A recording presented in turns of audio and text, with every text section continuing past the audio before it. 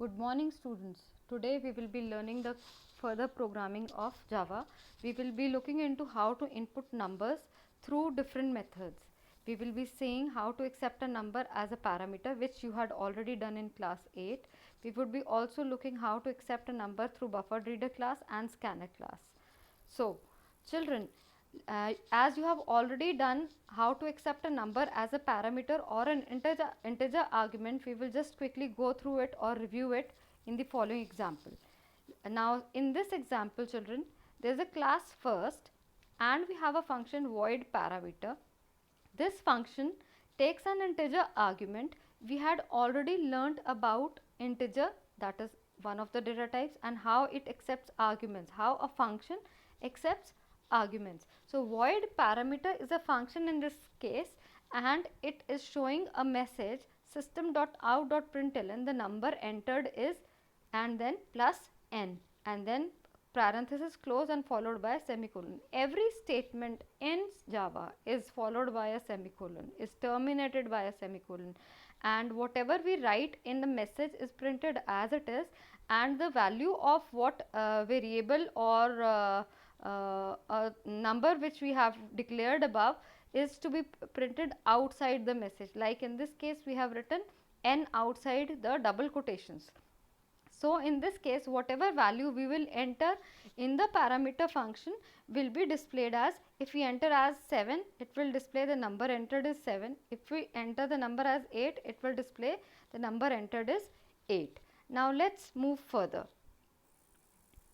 Now children, when we have compiled a class and we come out of the class, this kind of window will be displayed. When we right click on the class first, which is shown to you in brown color, few options appear.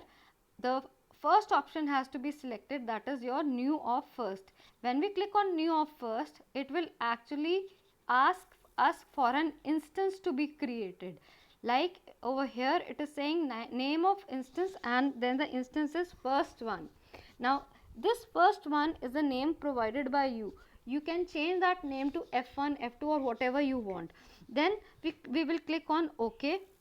Now after this, when we click on OK, there is a red color object which is created underneath. Now this first one is the object. Children, we have already learnt how to create objects manually in the previous sessions. For example, you had learnt to create an object of class rectangle, wherein we created a class as rectangle and then we wrote rectangle myrect is equal to new of rectangle. Now in that case, myrect was an object of class rectangle. In the same way over here, when we clicked on new of first, the object first one was created, and this first one is the object of class first. Now children, when we have to right click on this, you can you see there are three functions which it is showing to you: void input 1, void input 2 and void parameter int n. Now this void parameter int n is actually the function which we have already done. This void parameter int n accepts an integer argument, and this is the place which you have to enter the argument, and we will see in the next slide how it asks for an argument and how it displays the result. These are the another two functions which we have already created in this class first. And now see in this slide children, this slide void parameter int n, it asks for an integer argument. This slide actually tells us that an integer has to be accepted by the user. In this place where it is asking first one dot parameter, we will write down the parameter or the number which is we want to write. Let's say we want to write 6, 7, 8 or whatever. So in the next figure, can you see I have provided the number as 7, and when we click on OK, it displays the result as the number entered is 7. Children, over here one thing to be noted here was that it didn't give us any message enter a number or enter an integer argument or anything else. From the first slide, from the first figure, can you see that it is showing void parameter int n? With this you come to know that an integer has to be entered. If this doesn't come, then you will not get to know that a number has to be entered. Now Now we will see how to enter numbers using the buffered reader, or how to use the input using the buffered reader. Now in this example children, java.io.star class first we have written down import java.io.star. Now java.io.star is a package which includes all the classes of the input output package, since we are using the buffered reader class as a medium to input data from the user. Now this class has many errors which are actually to be thrown or to be dealt with, but as we have not created this class, so we will not deal with these errors. So what we do is we throw an exception, that is your IO exception, input output exception. This is an inbuilt exception. Now the question which arises here is that what is an exception? Exceptions are basically errors we deal with. So you will be learning more about exceptions in later classes in detail, but for now you have to remember this syntax, that you have to write down this throws IO exception immediately after the function, that is over here in this case input 1. So I have written public void input 1 throws IO exception. Now comes the syntax of buffered reader class. Now herein I have created an object of class buffered reader. Now buffered reader br here is an object of the class buffered reader. And how do we get to know that this is a class? As it starts with a capital letter. Children, there is a convention in Java that all the class names start with a capital letter. Can you see the class first which I have created also has its first letter as capital? So this is the default syntax, but it is not mandatory for you to follow, but yes, the Java inbuilt functions or the Java inbuilt classes follow this rule. So if you follow this rule, it would be easy for you to recognize later on that this is a class, this is a function. And how do you recognize that this is a function? It will always have a parenthesis after it. So if it is having a parenthesis after it, means it is a function, and if it starts with a capital letter, means it is a class. So buffered reader is a class here, and br is the object of the class buffered reader. We had learnt, and in this session also I just told you that how to create an object. We just revised just now that rectangle myrect is equal to new of rectangle. In the same way I have created buffered reader, br is equal to new of buffered reader. Now if we remove the inner part of whatever is written in the buffered reader, we just have brackets. Now what does this parenthesis means? That it is a function. And what does a function accept? Parameters. So what parameter are we passing to it? Another object of new input stream reader class, and it is further accepting another parameter as system.in, which instructs the computer to open it in mode in order to accept data from the user. After this, we have the facility of writing enter a number, in which the user will come to know that a user has to input a number or age, or let's say price of an object, or let's say a year of graduation or date of birth, etc. So with this message you actually get to know what has to be input. So in the next line there is a line written n is equal to integer dot parse int br dot read line. Now read line is a function of the class buffered reader, and it is accessed using the object of the class buffered reader, that is br. So if we have to access an object, access the functions of a class, we will always access it by its object. So over here we have written br dot read line. Read line is a function of which class? Buffered reader. Now how do you get to know? Because it is accessing it through the object of the class buffered reader. So br.readline actually accepts a string. Now what is a string? Let's say your name is a string, city name is a string, school name is a string.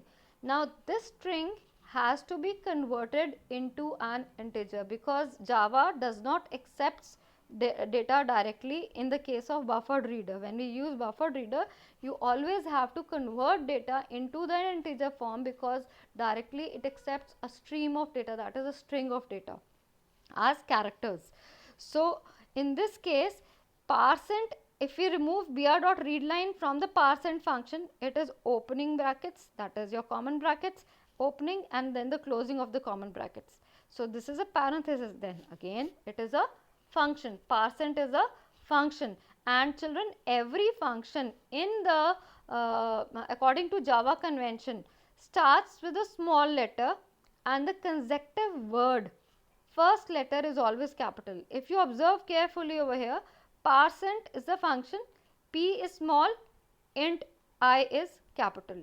Readline is the function, r is small, l is capital. So every function, if it has two words along with it, so the first it will start with a small letter, and every consecutive word will be having the first letter as capital. So percent is a function which accepts a string as an argument. br.readline is a string. So it is mandatory to for us to provide a string as an argument in this percent function, which will actually convert it into an integer and store it in the variable n. Now n will have an integer value entered by the user. You are not converting it yourself, the computer with this syntax will convert it. So with this syntax, a number is stored in the variable n, and when we write down, we can actually later on do anything with this number. We can add something to it, we can subtract something from it, we can do any kind of calculation, we can check whether it is even or odd, or whatever you may do doing like. So in this case we are displaying a message, simply displaying a message, the number entered is n. Now here n is again out of the double quotations in order to display the value of n. So this is the entire syntax. How do you accept a number through buffered reader and display it? Now let's see in the next slides. Now over here children, when you run the program, it will show you this terminal window, and over here it is asking for you to enter a number, and if in the below of the screen you can see a message is written, type input and press enter to send to program.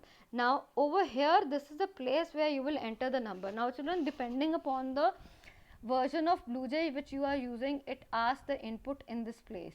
So it in earlier versions we used to provide the input directly in front of the message and enter a number, but the version which I am using, it is asking me over here. So it doesn't make any difference, it's just that it should go into the program. So once I have entered the number as 9, it will display me the message as the number entered is 9. This was the message which I had displayed after the execution of the input 1 function. Now let's see how does the scanner class works. So scanner class is another medium in order to input data. There are other mediums also children other than buffered reader, scanner also, which are actually not a part of your syllabus, but you can definitely use them if you want.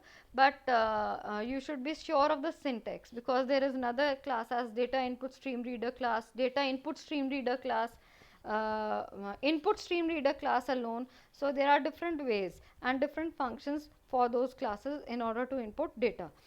Okay. Now in this program children, we have imported another package as util, because the util package is a scanner class is a part of util package. Now this scanner class has its own syntax in order to accept data from the user. The advantage of scanner class over buffered reader is that its syntax is very small and very easy to remember, and the second, that you do not need to create you need not convert the data into an integer or a float or a string. It just directly accepts the data as it is with along with the function.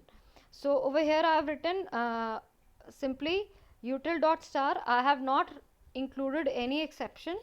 If you notice, there is no exception after the input 2 function. Now scanner sc is equal to new of scanner. This is simply an object which I am creating of the scanner class, and I am opening it in the in mode.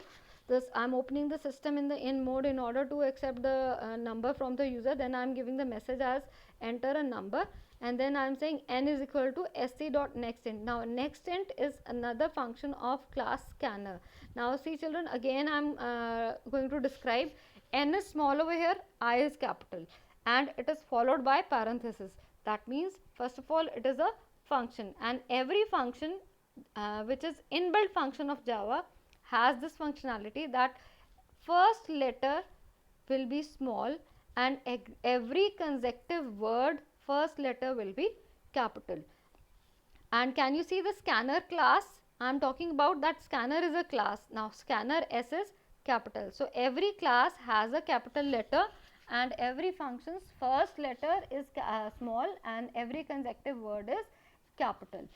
Okay, now sc dot next int will actually accept an it will accept an integer directly and store it in the variable n, and when you write down the message as the number entered is n, it will actually display whatever is stored in n. So here I have entered the number as 8, and after entering the number as 8, it will show me the number entered is 8. This message is displayed as shown in this figure. Okay, let's move further. As you have now already known how to input data, let's see how to deal with selection statements. There are various selection statements such as switch, if, etc., which you have already learnt in class 8. Today we are going to revise a bit of if, and then I am going to give you another form of if, that is your multiple if. Now children, what is an if statement? If is a conditional decision making statement depending upon which a statement is executed, otherwise some other statement is executed. Now how does it work? Now children, in this example, int test equal to 5, I have written if test is less than 5, body of if, else body of else. Okay, now it will actually check, is 5 less than 10? Yes, in this case it is very true that it is less than 10. So what will be executed? Body of if will be executed. And in this another on the right side, which is written int test equal to 5, it has reversed the condition in this case. If test is greater than 10, body of if, else body of else. Now in this case children, it will check, is 5 greater than 10? So in this case 5 is not greater than 10, so the condition is false. So if it is false, what will be executed? The control will directly shift to else part and it will execute the body of else. So this way the if else statement works. Let's see another example. Okay, in this case children, I have input a number, and this is a question basically to check whether a number is even or an odd number. So after I had input the number using the buffered reader class, and I have followed the entire syntax of buffered reader as shown in the example. Now after that number has been entered, I am checking for the condition if n percentage 2 equal to 0. Now children, we had learnt about operators. Operators are nothing but there are way to calculate the values which have been input by the user. Here percentage operator is used to calculate the remainder.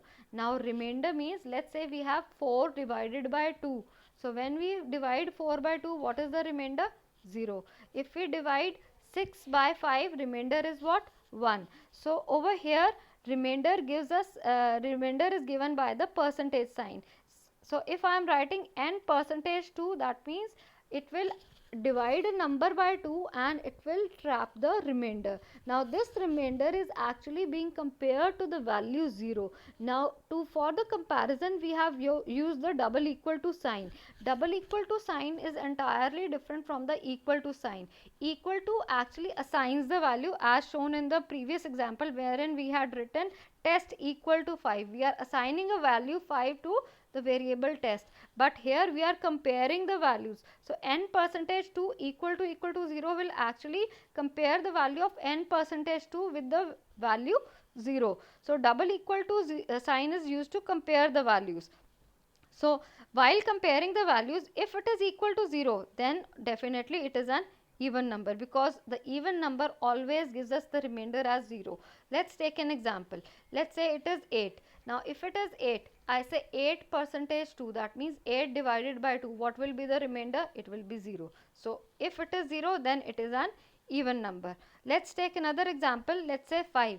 Now 5 percentage 2, it will give the remainder as 1. So 1 is not equal to 0. So it will give the message as n is an odd number, that is 5 is an odd number. So this is the way we write down the conditions and check for the statements. Children, if there are more than one statement in if, let's say I have to, if the number is even, and the question is if the number is even, I have to add 3 to it and print it. So in that case I have two statements over here. First is I have to check whether it is an even number, and I have to display whether that it is an even number, and I have to add 5 to it or 2 to it and display it. So in that case I have three statements to be displayed. One is I have to display it as an even number, then I have to add it, and then I have to display the result of the addition. So three statements would be in the braces as shown in the previous class. In this, can you see that there are in the previous slide over here, after if there are braces and it is shown body of if, those three statements will all come in this body of if, because if there are more than one statement it will always be in the braces, otherwise braces are not mandatory. Now let's move further. Okay, so after I hope you have understood this example. Let's move further. Okay, and see the different another form of if, that is your multiple if. Now in this example, children, I have created a class as if statement, and by mistake I have written I small. It should have been capital because all the class names as a convention to Java start with if capital letter.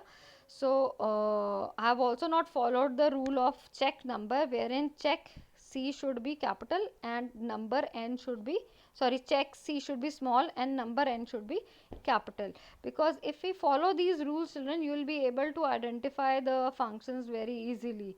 Okay, now herein I have used the scanner class in order to enter a number. After the number has been input, we are checking, this question is basically checking whether a number is positive, negative or 0. Now in this case, if we imagine a number line, when we take a number line, all the numbers to the right of 0, that is which are above 0, are positive. The numbers which are to the left of the 0, that is below 0, are negative, and if it is a 0 it will be on the 0 itself. So there are three things over here. One is whether a number is positive. If the number is not positive, then what is to be checked? Either it is negative or it is 0. So these are the three things which we will check. So in this case, what have we written? If n is greater than 0, now n is above 0, above sign, that is the greater than sign is used over here, and if it is above 0, obviously the number is positive. Now children, the thing to be noted here is that we have to check another condition. So if we have to check another condition, we will give another if over here.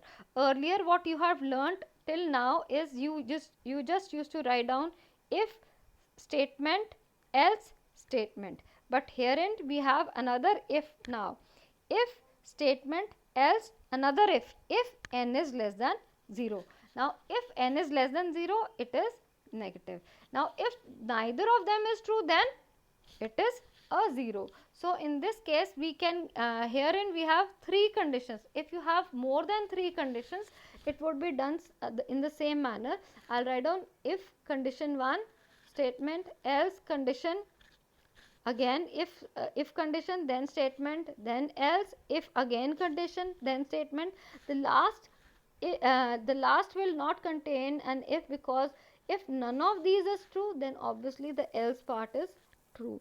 So children, this is the way we will actually do this. So I hope you have all got it, and I will be posting some different assignments based on these questions, based on this if loop. So if statement, which is a selection statement.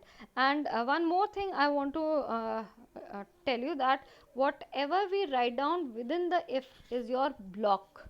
That means in the braces, that is your block of statement. So I'll be sending you an assignment based on this, and I hope you will be able to follow it and do it. Otherwise we will discuss it in the group.